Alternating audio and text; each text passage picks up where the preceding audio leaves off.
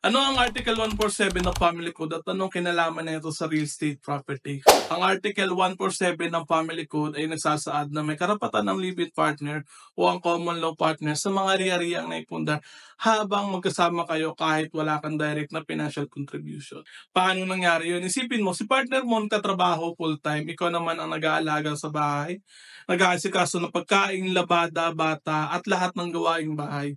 Hindi makakapagtrabaho ng maayos ang isang tao kung walang nag-aalaga sa pamilya. Kino-consider ng batas ang mga efforts na yun bilang contribution, kaya co-honor ka rin sa mga naipundar niya. Pero may isang kondisyon, dapat may kapasidad kayong pakasalan ng isa't isa. Sabihin, hindi kayo kasal sa iba dahil hindi rin pwedeng ibenta ni partner ang property nyo nang wala kang consent. So ngayon, paano naman yung mga nagli-live-in na walang kapasidad na pakasalan ng bawat isa in the future? May karapatan ba ang ka-live-in partner sa properties na may pupundar ng ka-live-in partner niya? Comment partner and I will make another video about this topic.